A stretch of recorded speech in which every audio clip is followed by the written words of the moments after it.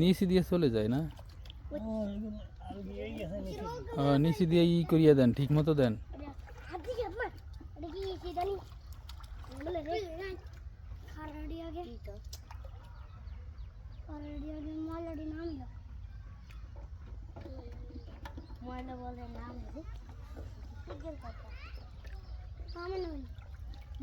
ওই দিক দিয়ে সুন্দর মতো দেন, ওই যে দুই পাশে দিয়ে আরো বেশি করিয়া দিলে মাছ আর পড়ে যাইব না।